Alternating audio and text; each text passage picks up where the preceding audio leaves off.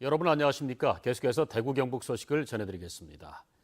오늘 새벽 4시 45분쯤 성주 골프장에 사드 핵심 장비가 반입되면서 충돌이 빚어졌습니다.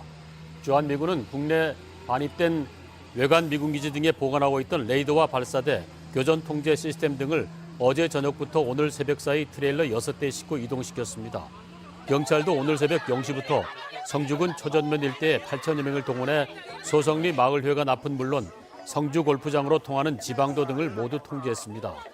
이 소식이 알려지자 주민들과 원불교 관계자 등 100여 명이 모여 차량을 이용해 도로를 막는 등 저지에 나섰고 경찰과 대치하는 과정에서 5명이 다쳐 병원으로 옮겨졌습니다. 주민들은 일방적인 사드 배치와 무리한 통제에 항의하며 3시간가량 경찰과 대치했습니다.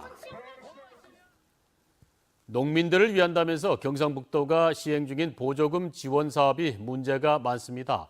농민 소득 창출을 위한 보조금 지원 사업이 얼마나 주먹구구식으로 시행되고 있는지 청도군의 한 농촌 체험 사업을 통해서 알아보겠습니다. 한태현 기자가 현장 다녀왔습니다.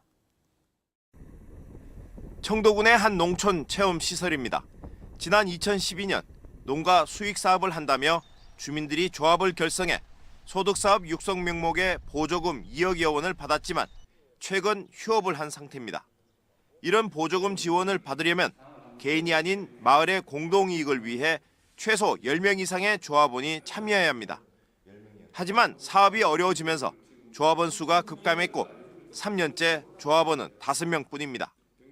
처음부터 저도 안 되는 걸 억지로 오려다 보니까 후회스럽고 잘하려고 하는데 조합원 수가 규정에 이처럼 미치지 못하면 관할 기관인 청도군에 신고해야 하고 청도군은 사업 지속 여부를 판단해 보조금 회수 명령을 내려야 하는 등 사후 조치를 해야 합니다. 하지만 이런 사실을 전혀 몰랐던 청도군은 지난해 원활한 사업을 당부한다는 한 차례의 협조 공문만 보낸 게 전부입니다. 그 당시에 담당자 하신 분들이 그런 내용을 잘 몰라서 그럴 수도 있는데 제가 왔을 때는 그런 부분이 좀 위험한 부분이 있어서 그래서 이제 사업주가 제대로 할 수 있도록 공무원으로서 이제 체험 시설에는 청도 지역 농촌 특색과 상관도 없는 커피 볶는 기계가 놓여 있습니다. 당연히 보조금으로 산 장비입니다. 보조금으로 운영되는 체험 시설을 담보로 억대의 돈을 빌리다가 적발되기도 했습니다.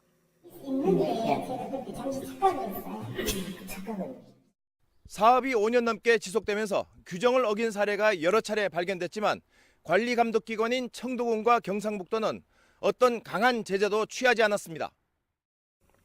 청도군은 취재가 시작되자 다음 달 23일까지 조합원 수를 채울 것과 이를 어길 경우 보조금을 회수하겠다는 공문을 조합에 보냈습니다. MBC 뉴스 한태현입니다. 자유한국당 홍준표 대선 후보가 오늘 대구를 방문해 저녁 8시부터 서문시장에서 유세를 하며 지지를 호소할 예정입니다. 홍 후보는 대선 공식 선거운동 첫날인 지난 17일 대구에서 유세를 시작했으며 오늘이 2번째 방문입니다. 홍 후보는 내일은 오전부터 구미를 시작으로 성주, 김천을 돌며 경북 지역 유세를 이어갈 예정입니다. 전교조 대구지부는 성명을 내고 기초학력진단평가 우수학교로 지정된 학교에 업무 추진비로 쓰도록 시상금을 주기로 한 것은 비정상적 교육으로 학교 현장 파행을 불러온다며 즉각 철회할 것을 촉구했습니다. 전교조는 일제고사라 불리는 기초학력진단평가는 초등학생들을 성적으로 줄 세우고 부진 학생에게 치욕감을 줄 뿐 아니라 일제고사도 폐지해야 한다고 주장했습니다. 이보다 앞서 대구시 교육청은 지난달 초등학교 3학년부터 중학교 2학년까지 기초학력 진단평가를 실시했고 초등학교 3학년 성적이 우수한 70개 학교에 시상금을 주기로 했습니다.